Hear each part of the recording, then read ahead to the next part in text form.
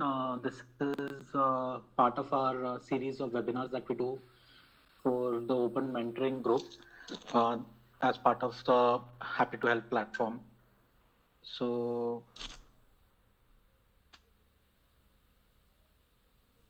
we are basically a non-profit platform. Basically, is to get content and information to professional students, and generally be a platform to collaborate. So I've shared some links to check them out, and if you can follow them, that'd be great. Our speaker today is Mr. Shailendra Mishra.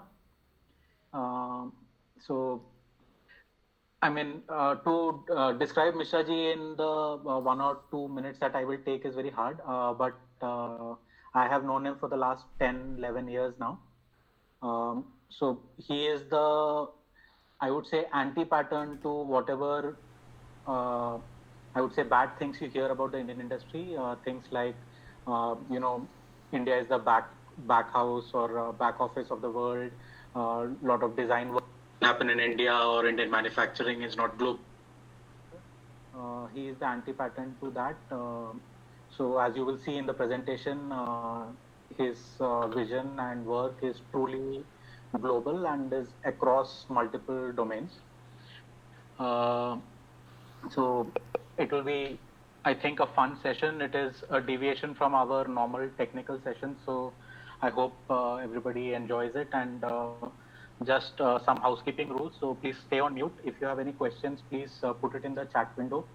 The session will be for around 45 minutes, post which we will be doing a Q&A session where you can either type in your questions in the chat window, or you can unmute yourself and ask the question, and Mishra ji will try and answer them. To you, Mishra ji, you can start. Thank you. Thank you, Atul, and good evening, everyone. Can you see my screen at the moment? Yes, we can. Yes. Okay.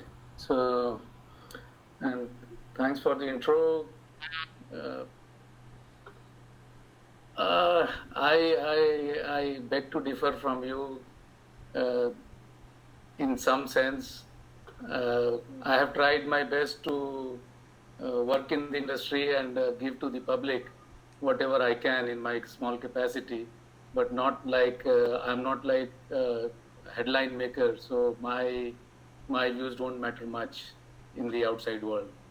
So since it's a closed group and we have good aspirants here trying to find out different ways of doing business.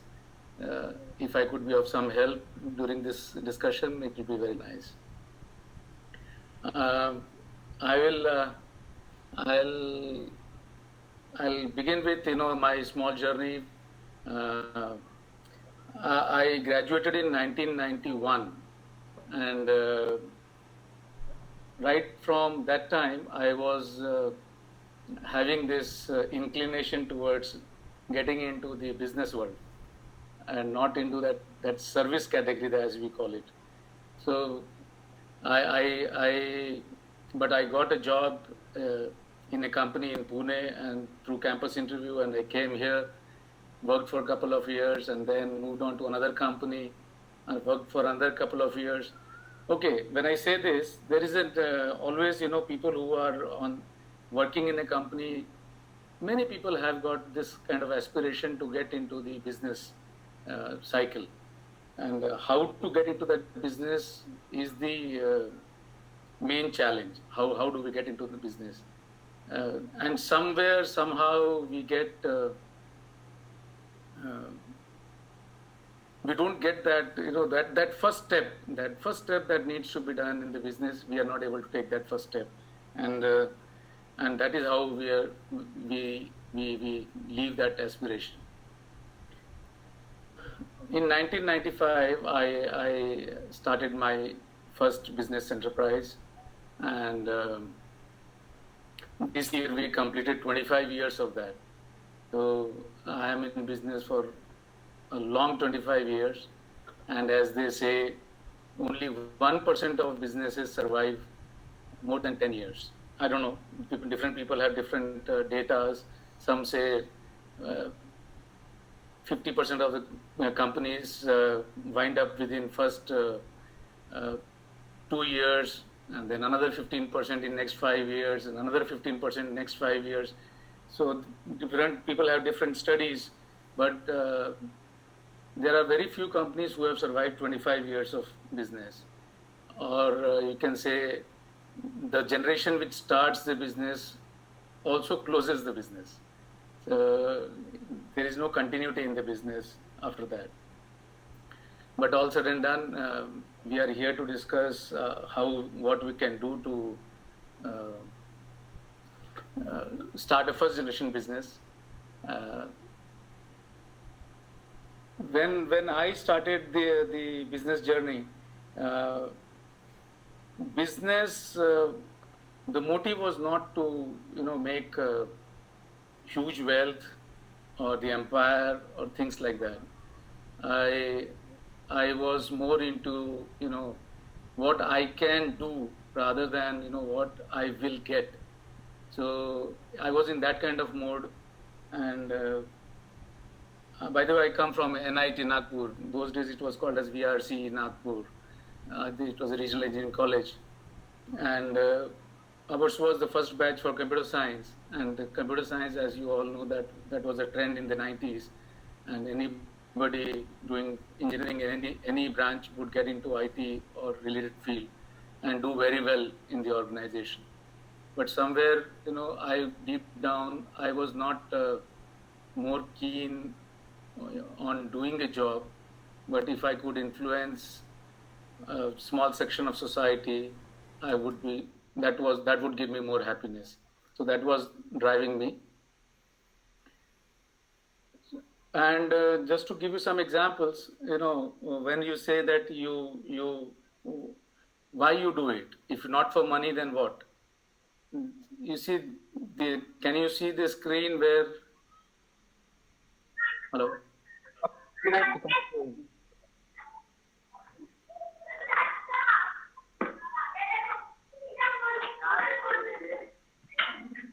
Hello, am I audible? Yeah, you're audible. I have a request, Mishra ji, for you. Basically, I was Yeah. on mute. I did not realize that I was recording this session. Could you please just brief about the introduction and start like in 2 minutes? I did not realize I was on mute, so I was recording the session, but audio was not there. So I'll Okay. just start it again. Yeah, I'm so I think sorry. we can maybe record some audio later for it, I think. Okay, fine. Yeah. Okay. So, then if not for money, then what you do business for? So we always thought that, we are not, when we see the newspapers, when we talk to people, we always say we lack in technology, we lack in manufacturing. As a country, we don't have the infrastructure.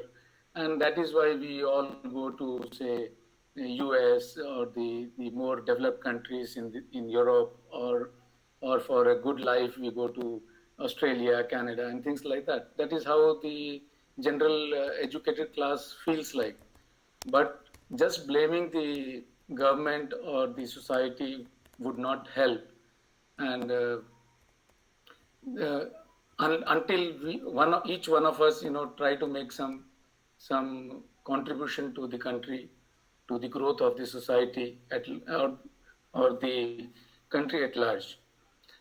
Here, the picture that you see on the screen is the factory shed, is one of my factory, where we have put in the solar roof panel. So solar roof panel was allowed by the government of India in early 2016, and from 1st of April 2016, they said you can use 40%, you can produce your own power up to the extent of 40%. And in 2015 itself, when this thing came, then the notification came, we took this step and installed our own power generation capacity of 40%. So the question comes, so what's big in this? Nothing big in this. If you have money, you can always install it. But if you are the first, then people look up to you, they come because some people have got that hesitation of starting or doing it first. People are good followers. They would see what others are doing and then try to replicate at their end. So when we did it, and indirectly we influenced a lot of people to get into this kind of power generation. Earlier our country was power deficit, and this was one of the ways to enhance the power generation without becoming a liability on the government of India.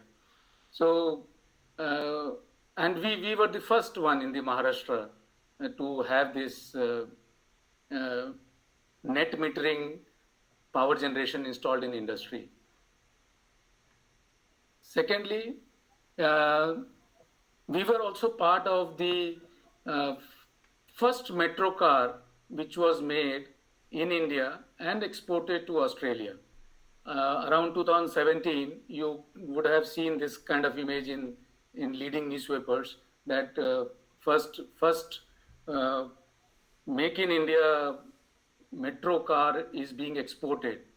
So we were very happy to be part of that, the whole thing, and this establishes a good relationship with the customer, because when the customer, somebody wants to manufacture this, the people who are associated with them in the first prototype, generally they have the advantage.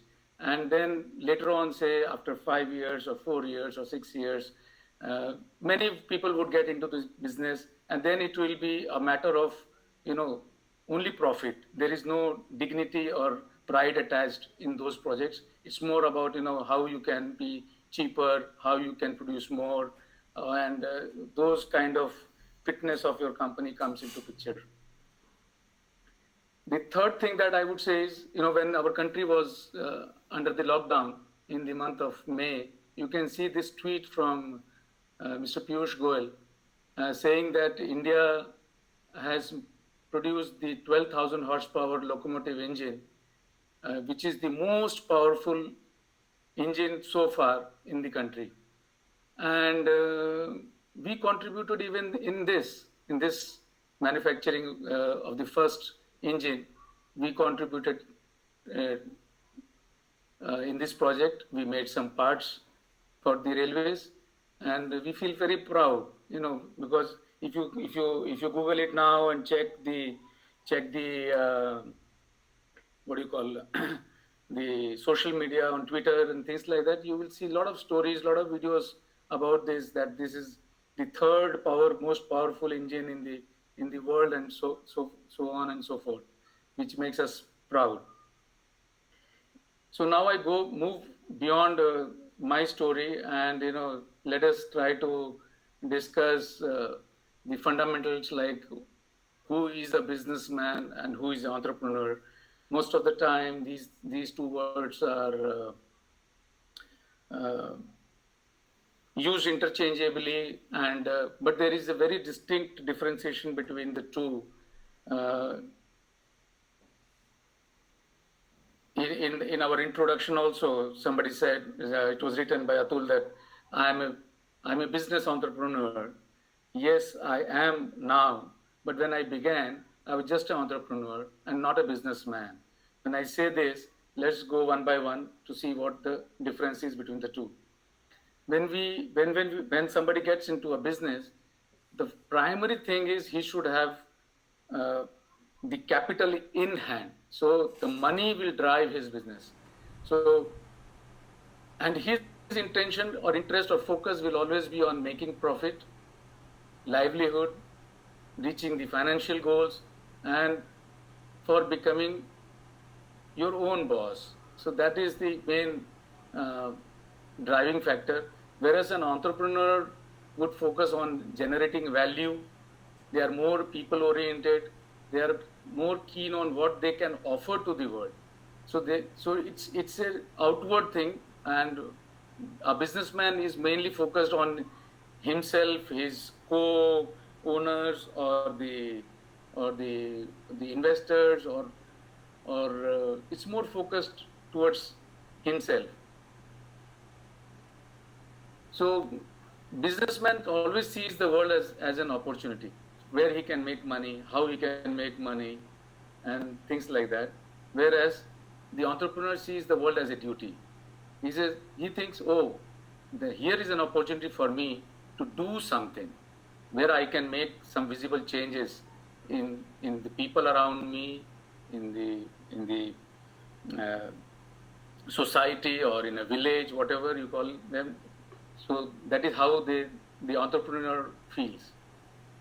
Third is businessman always defines success as success of all stakeholders like himself, co-owners, investors, employees, and the customers.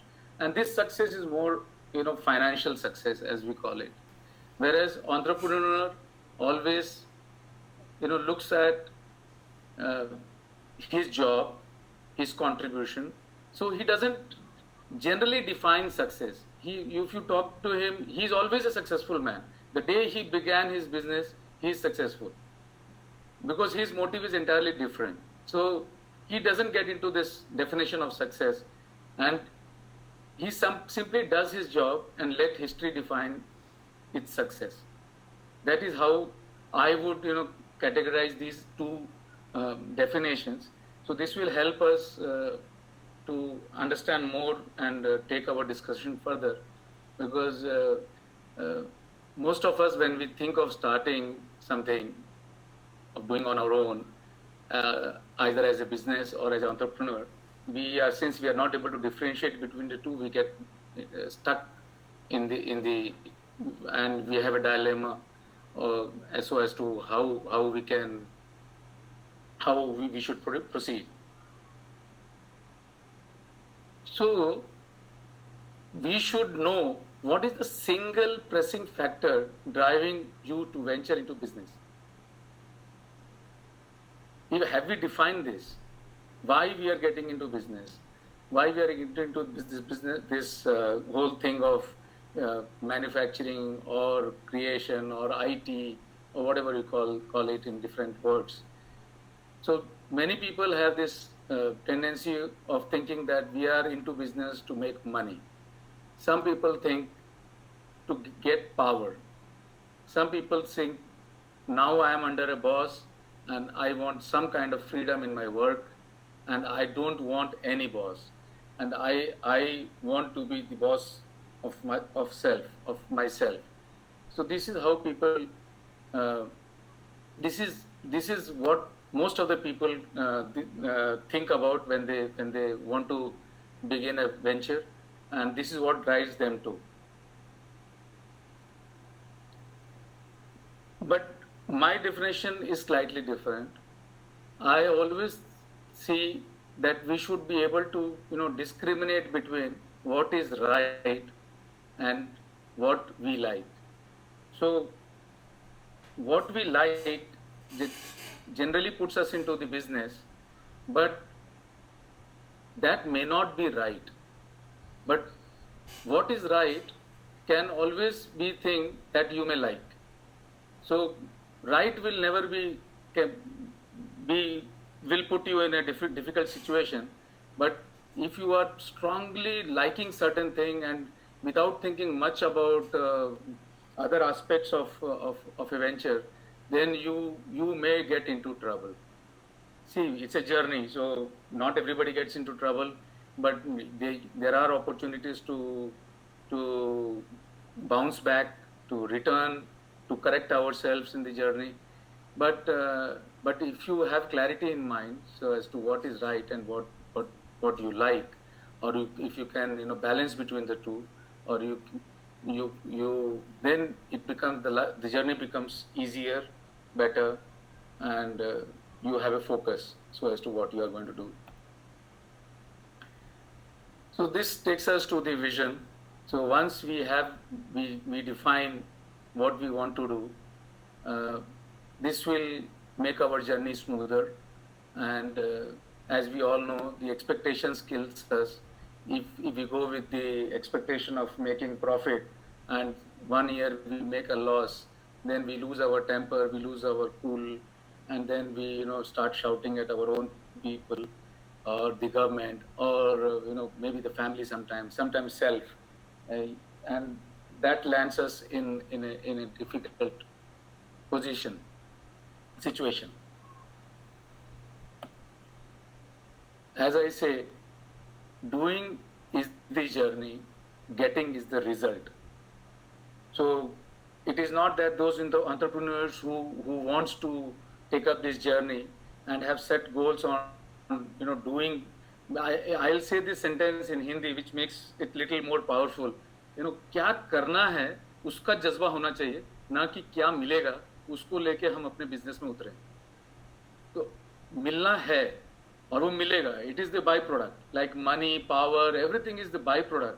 Once we are clear so as to what we are going to do in business, what will be our journey and what will be our final goal.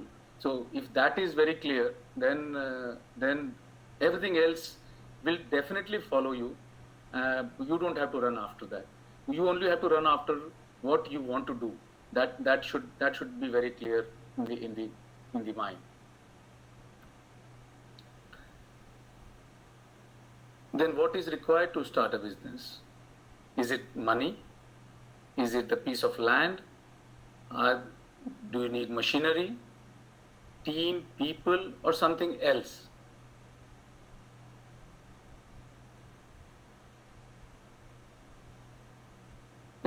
Many people think that if I have money, if I have a land, if I have machinery, if I have people, I can still do the business. I'm sorry to say, those businesses don't survive for a long period.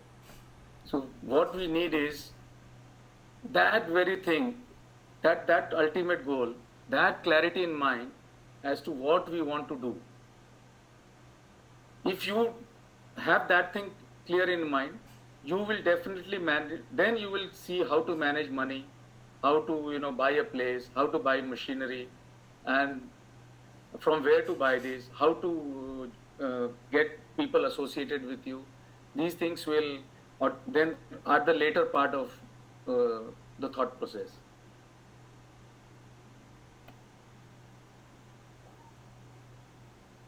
Now question is, once you have started, you have that trigger, you have the purpose, do you have the energy? Do you have the perseverance to run your company for say 20, 30, 40 years? Do you have that in you? Because this will only decide what kind of people are going to get associated with you, what kind of people are trying to contribute to you, because entrepreneurship can also happen by your employees. Employees, if they are working under an entrepreneur, they also try to think in that way and contribute in that way.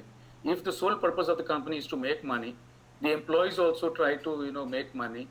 They want a salary hike, they want all the perks and the facilities, because they understand the company's motto is only to make money, and since we are contributing to this, so we should also get our part. I'm not saying that the business part and the entrepreneurship part, which one is right, which one is wrong. There is nothing like right or wrong, but we have a choice to make. We have a decision to make, depending on our vision, our capabilities, what we want in life. Making money is not a bad word. We all must make money, and I always feel that good people should make good amount of money, because only then that amount is being reused in a proper way.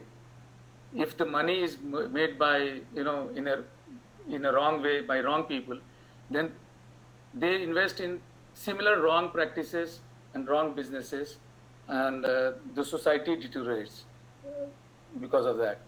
So I'm a firm believer that all those people who are genuinely good, and they think good about the country, good about their people, good about the people around them, they should make money so that they can influence everyone in a right way.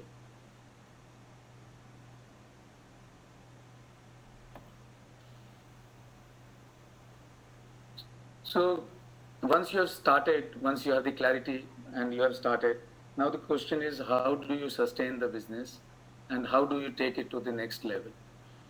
Uh, Unfortunately, in our schools, we are never taught this kind of things, including, I would say, the management schools. They also they do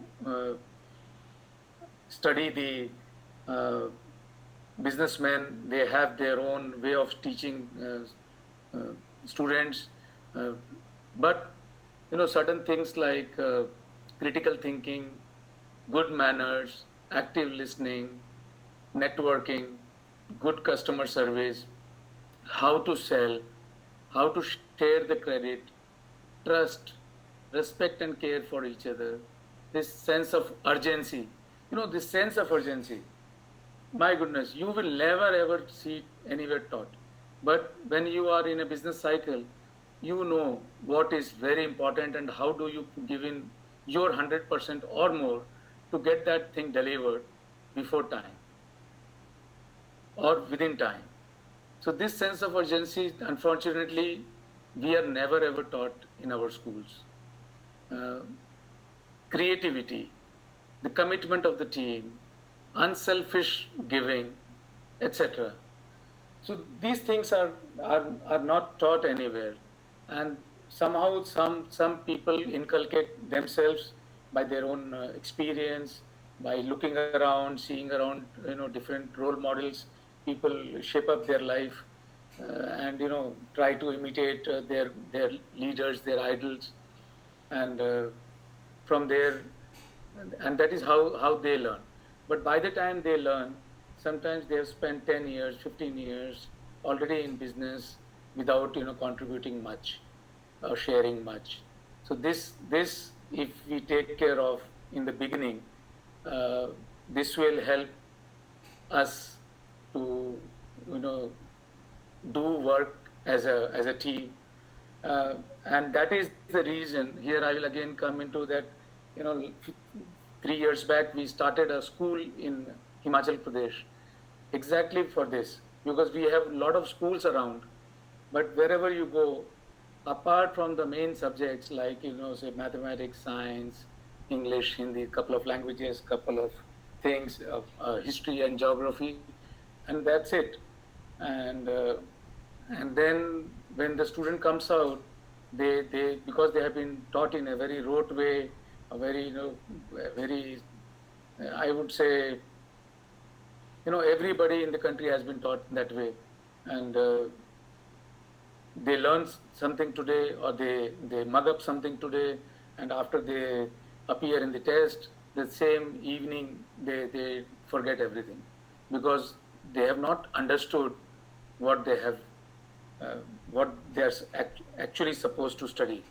So that thing they are not uh, inclined towards, or our whole education system is not inclined towards that.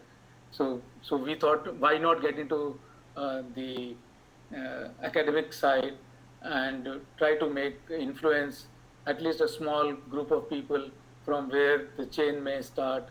And because the kids will change the family, and the families will change the villages will change the towns, because we the people actually uh, drive the society in a certain direction. So, if we begin early, can make more impact. If we begin late, the impact may not be visible. Teaching a 40-year guy something about these things, because he already has made up his mind, he already has certain experience.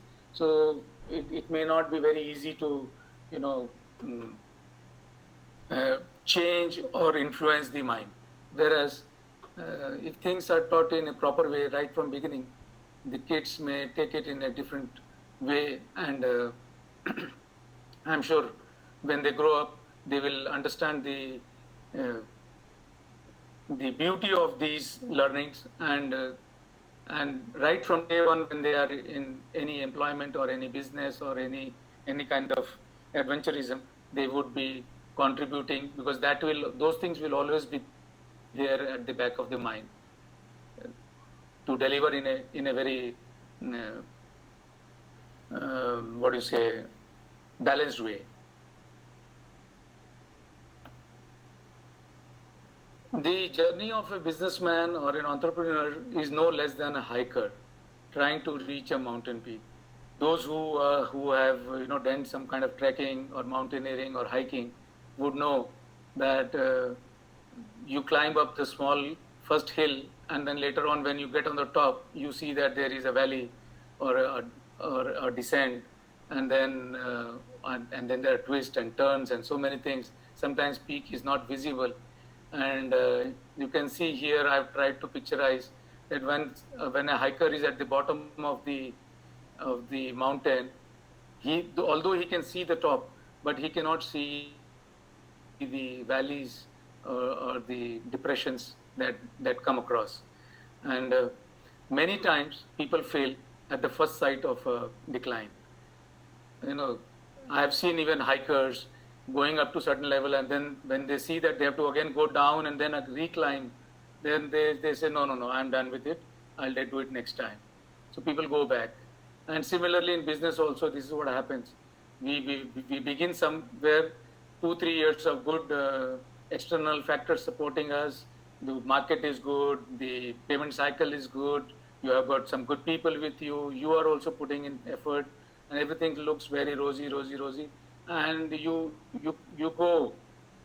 But later on, and you get a depression kind of thing. Like now at the moment, our industry, because of the COVID situation, we are all talking about recession and difficulties, labor going away, people are not able to join office because of containment zones and things like that. So it's a real challenge to keep the business going. Payment cycles are disturbed, and many people drop out. Many people drop out. You can even see in your companies. If your company start now, there will be employees who will say, no, my family is not allowing me to come to office. So I would rather apply for a leave than risk myself.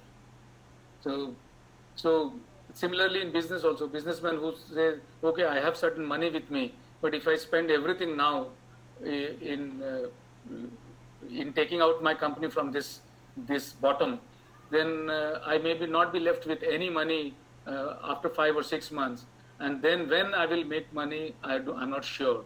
So better to quit now rather than go bankrupt. So this is how many people think. I would not say everyone, but there are strong businessmen, there are strong entrepreneurs who know how to tide over such situations, and they will still feel that their company is important, their people are important. This is a passing phase. This will also go away, and we have to have that strength and stamina to endure this. So, our organizer, Mr. Atul, and I have done some hiking together in the Himalayas, in the Leh Ladakh region, and even a small trek of 44 days on a river trail took us almost 5 days to complete. So not even going 7 to 8 kilometers a day and feeling tired, and 7-8 kilometers in 7-8 hours, not because the circumstances are different, low oxygen, slippery river, and but we still did it because every step that we take was a careful one, where we were very careful about what we were doing. Every step was very measured, and if we take a unmeasured step in that situation, there is every chance that we might slip or we might fall. With this, I will end my presentation, and because instead of giving a one-sided view on these, I would like to face the questions. If possible, I'll try to answer you all. And thank you so much. Thank you, Mishra ji. Okay, since you since you brought up the trek, I think Mishra ji coined the phrase there. I will use the censored phrase of Nazar Hati Durghana Gati. Uh, so, yeah, I think that was what 2014, if I'm not mistaken. So we have some questions. I would urge everybody to either you can directly ask the question or you can type it in. So the first question we have is from Dwipa and Day. So basically, it is that say if you have an idea and a vision, but you don't really have the resources and the like money to actually execute it, right? So how do you progress from there? Yes, as I said, money is important, but money is not cannot become the starting point of our journey.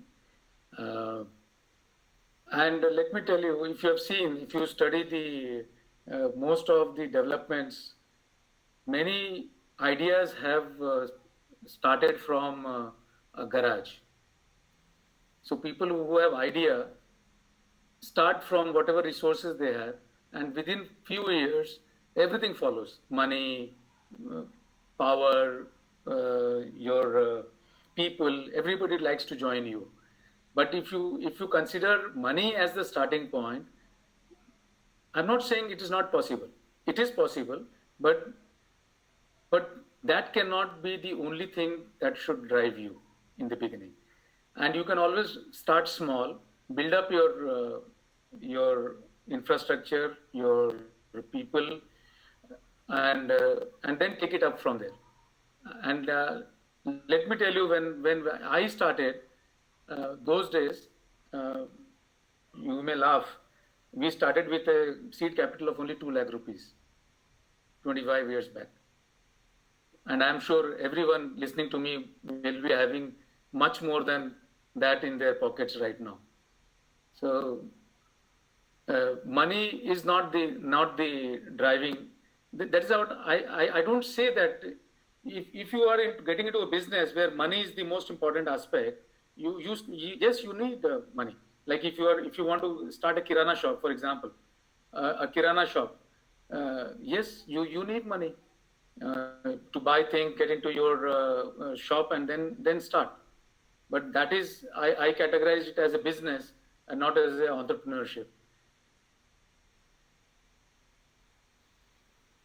Have I answered, or you need more clarity on this?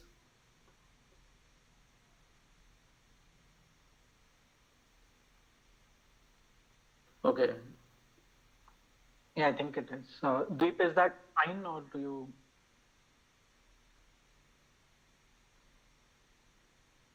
All right, I think yeah, I think Deep is.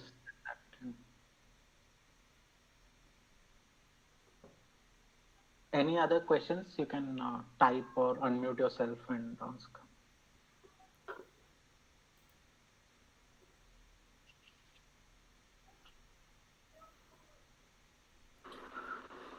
Well, Yeah. you. Hello. Hey, Yogesh, go. Yeah, Yogesh, we can hear you. All right. Yeah. So first of all, thank you, Atul, for arranging this wonderful session. And Mishra ji, thank you so much for sharing your experience and giving valuable thoughts. My question here is, I myself working in a private company, and it's been more than 15, 16 years, right? So if you look at it in that way, we did schooling, then college, engineering, then normally we go for a job kind of work style, right? So my question here is, I'm into full in that mode that day in day out we are thinking about the job, right? Day in day out we are thinking about the daily task and what are the milestones. Now looking at from business perspective, how you one should come out of that mindset that since I'm interested in, I don't have any business background. My dad was also engineer and he was also worked life as a worked in a private job. Now my question here is how to come out of that mindset first of all. Even if I think I have many ideas, but I'm still not able to come out of that job mentality to start a business because there are many risks attached to it, right? Yeah.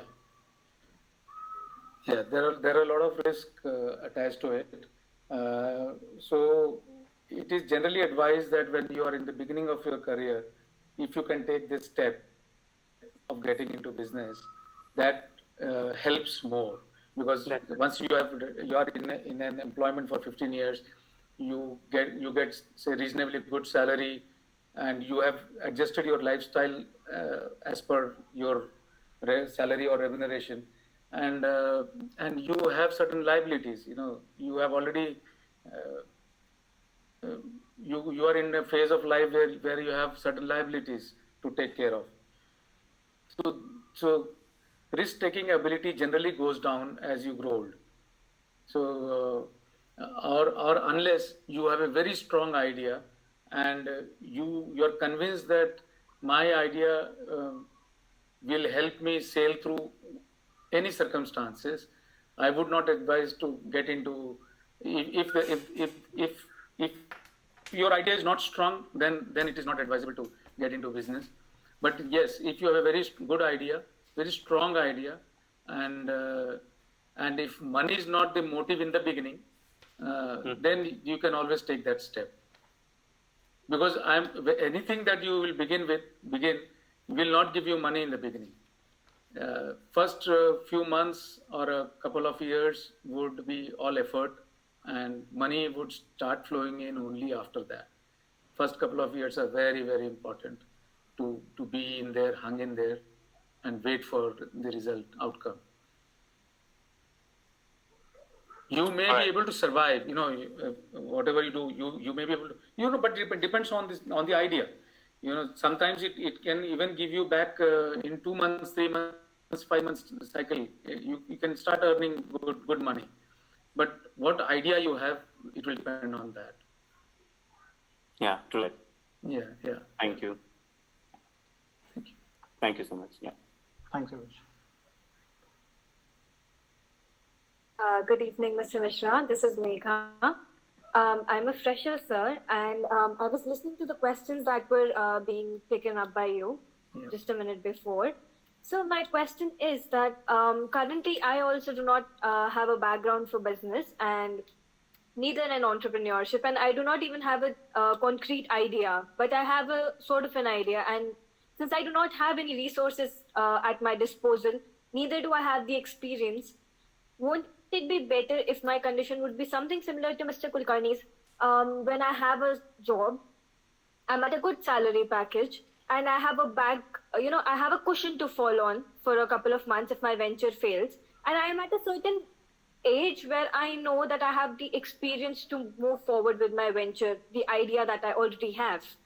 So I believe, isn't it a better gamble? I would call it a gamble because of the kind of risk that you have mentioned.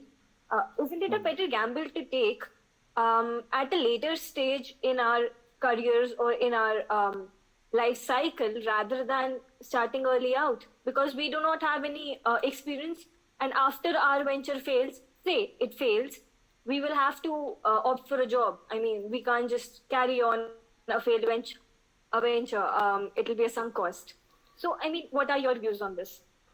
Yeah, if I have got your name right, you're Megha, right? I am, sir, yes. Yeah. See, as you said, if your venture fails, the chances of getting back into the job is higher when you are very young. And let me tell you, I come from a similar background. My father was in the Air Force, and none of my family members were in business. And I was doing a job. Yes, I was doing a job in Pune itself.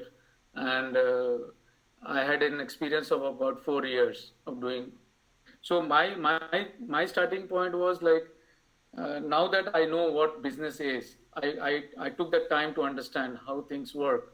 And then when I thought, even in those days, that if I take a plunge now, and if I don't succeed in, say, next 1 or 2 years, I can still get back to the employment mode once again. So that was the fallback option with me. But once you are, say, 40 or 45, and then you do certain business for 2 or 3 years, and then you think that you have not succeeded, getting a job at the age of 43 or 48 becomes a little challenge, because your expectations are also like that. You want a job in a higher position, or a higher in a hierarchy where you are in the top. So to find that kind of job, it becomes very difficult. See, the answer, there is no answer or a right answer for anything. You cannot say that this is right or this is wrong. What I am trying to say is your risk-taking abilities are more when your liabilities are less. So that is when you are in the beginning of your career. But if you have a very strong idea, if you have developed a very good network of people, you know from where you can get things done, and say on credit also. So there's no harm in getting into business at the age of 40 or 45 or even 50. There have been instances where people have entered business at the age of 60 also, and they have been quite successful, and they have become, biggest empire in the world. So there have been instances that also. But if you go by statistics, most of the people who have begun early have delivered better, and their life has been, smoother per se. Is I that understand, what? sir. Yes, yes. Thank you so much, sir. It was really enlightening.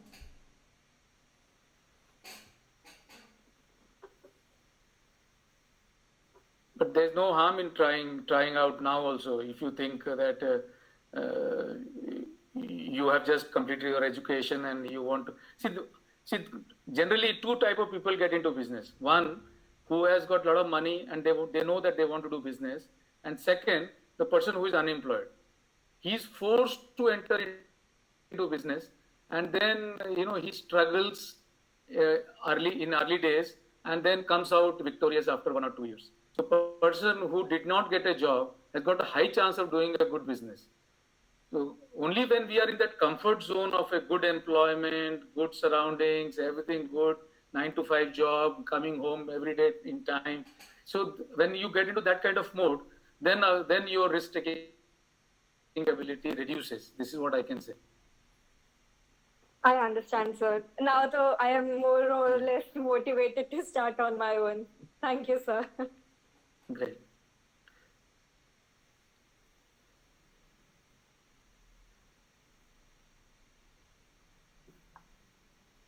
Yeah. Om, you had a question? Yeah. So, hi sir, this is Om. I Hi. had a question in my mind related to the idea. So, whenever I discussed with anyone, there are two categories of advice. One is your idea should be unique, it should be kind of different from what people are doing already in the market. And the second category is you find a problem statement which you can solve better. For example, Ola came in picture, Uber was already there, but still they are in the business. But for example, when Google search came, nobody was there. Google Map, there is no. So there are two categories of people in the market. One, they have monopoly, there is a no competition to them, and the another is when there are too many people fighting for the same category of. So what you would advise? I mean, which category one should try, or it should be completely based on what you can solve, what you know you can solve better, and you should pursue that. Yeah, you see,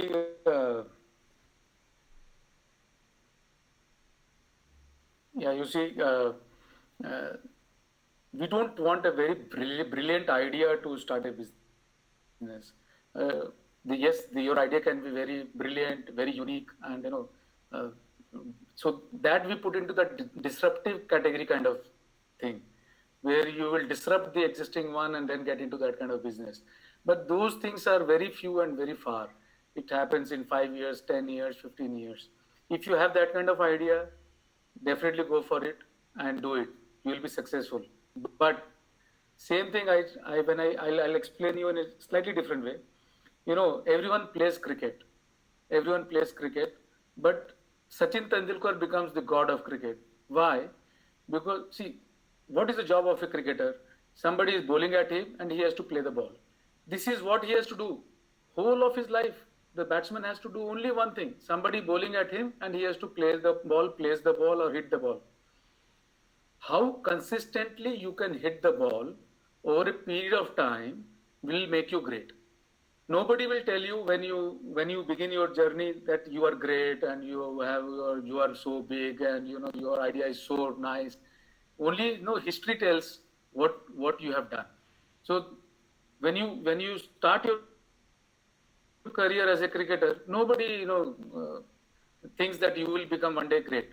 But suddenly you may keep on making 40, 50, 100, 40, 50, 100. And even if you see the great batsmen, they have not scored 100 in every innings that they play. If you see that percentage will be only in 10% or 15% of their innings, they have scored 100. But even that is considered as consistent, because people make 50, 60, 70, get out, and again 50, 40, 30, and slowly they do it consistently over a period of time. And then you say, yes, he is one of the greatest of all times, and things like that. You can get that kind of tag. So even in business, so you will have a very difficult situation, difficult things, but you have to keep doing the same thing that you have been doing, and you will realize that this is called the power of compounding. So slowly you will know that in 10 years or 15 years, now your words are making, or your deeds are creating an impact. And then people start recognizing कि हाँ, ये बंदे ने जो काम किया है ना, ये इसमें वैल्यू है, इसने मुसीबत में भी किया, फ्लरिशिंग टाइम में भी किया, और हर वक्त में इसने डिलीवर किया हमें. So that kind. So this takes some time to deliver, build up your reputation. And the big money, the big reputation comes slightly late in the career, slightly late, I would say.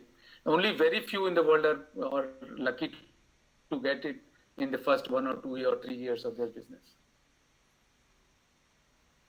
So you are suggesting to be the consistent one in whatever you can do, whatever you are best at, right, sir? Yeah. Okay. Yeah. Got it. Thank you, sir. Exactly. Yeah. Yeah, that is what. And see, there are two things. One is internal situation and one is external situation. You may be good in certain things, but external situation may not favor you from time to time. Suppose some days you have floods, you have earthquakes, you have COVID, and these kind of pandemics have never seen in generations, but we are facing it now. So to come out of this situation, and your internal strength will only take you out of this situation, nothing else. We all know that there are no customers now. People are backing out. People are not there with you. You have shortage of money. Everything is against you in a business cycle. But still, those people who would take this journey of another 6 months in this way, in a stronger way, and stay there, and I'm sure they will be victorious. And after 6 months, if somebody who has wound up now and wants to come back after 6 months, he'll find it a big challenge. But the one who has hung up here will come out in a better situation. Agree. Yeah. Yeah. Also, like I've seen and I've experienced that some people focus on customer because they think that if your customers are happy, they will give you more business, and they don't take care of the employee. And I have seen other category wherein they take care of employee so that they can keep their customers happy. So what is your take on this? See, customers are important. Definitely, customers are important. Employees are also important. And if you have a happy employee, I'm sure he will take care of customer in a much better way than if he is not a happy employee. Because otherwise, employees, what they say, अरे sir हमारे company में तो ऐसा ही होता है, क्या करें, आप ही देखो, कर तो रहे हैं हम पूरी कोशिश, लेकिन कहीं क्या है पता नहीं, टॉप मैनेजमेंट कुछ अलग ही बात कर देता है. So when people talk in this kind of tone or language, then the customer doesn't get that kind of feel. And despite giving your full effort, you will see that customer is shifted to somebody else, because how you talk to customer is also important. So when only not the business owner or the main director is not the only person who talks to the customer. Every employee comes in contact with the customer, and how you deal with the customer is very important. And in more way than other, I feel that how you talk to the customer makes a huge difference than what you do for the customer. Yes, sir. Agree. So Yeah. It's really important. Yeah. Thank you, sir. I think Yeah. it is really helpful. Yeah.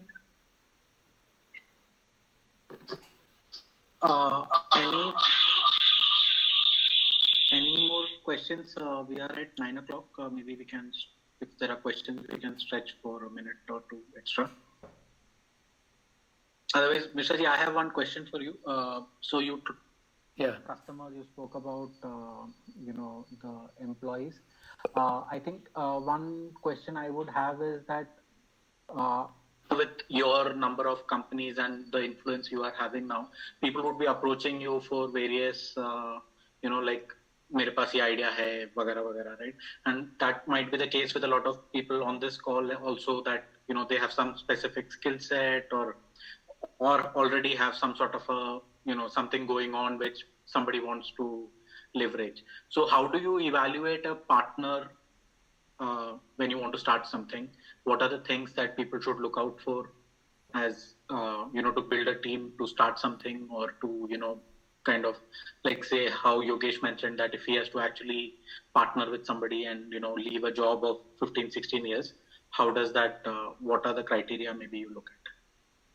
Yeah. See, if you have a partner, that is a blessing. Because not many people are able to adjust with their partners in a business. But if you have a partner, nothing like it, I would say. And I am in business with a partner for over 25 years now. And the single most thing that you have to have in this kind of association is the trust.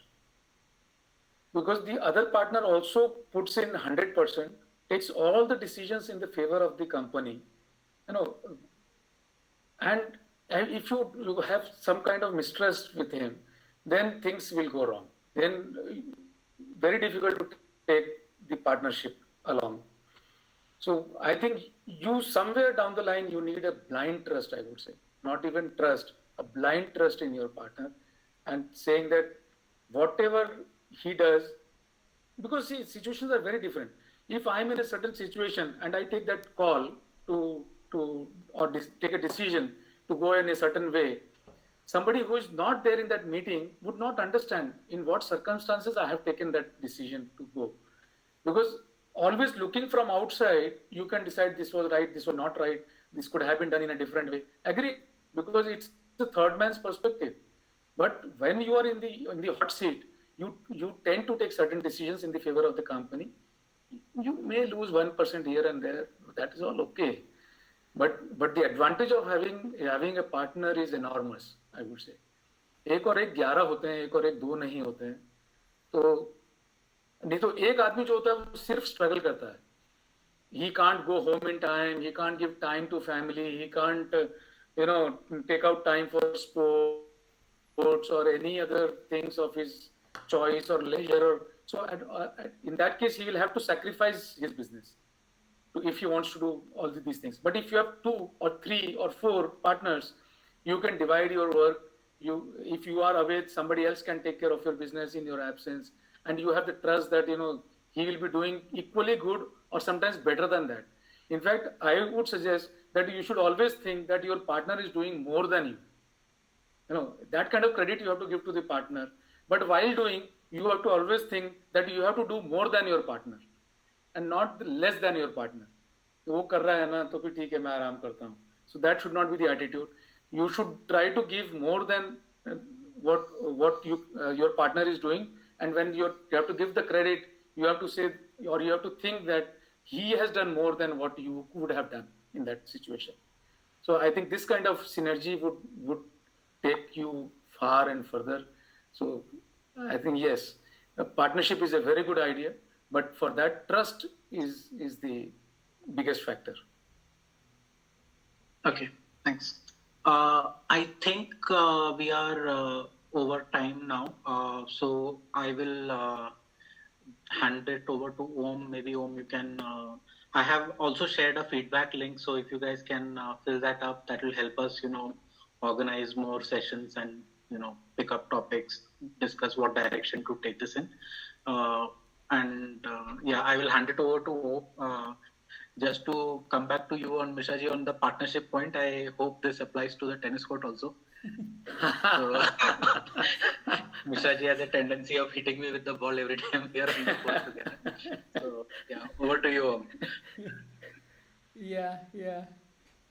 No, I think it really helps your experience and everything, because I mean we are really beginner in this whole journey, so it really helps. So everyone, basically, we would conclude this session. We started this open mentoring group during this 2020 pandemic. We were thinking how we can connect people to share their knowledge and expertise, and that is wherein I spoke to Atul, I spoke to Ganesh, and we got together and we created this platform. We have started with three activities. So there is webinar, there is a open session, and there is one-on-one session. So if you visit our website, you will find mentor.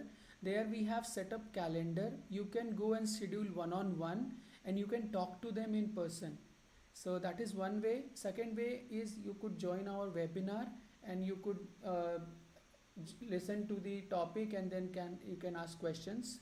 We are also organizing open discussion. When there are multiple subject matter experts, they would discuss on certain topic, and then we would conclude and share the conclusion with the audience. Uh, every week we are conducting this, and we are sharing the recording and the slide. You can go to our LinkedIn page or Facebook page. You would find the recordings there. Uh, would request you all to share this with the one who is really in need. So that is the only request we have. We have a pure intention of helping others in pursuing their dreams, in following their passion.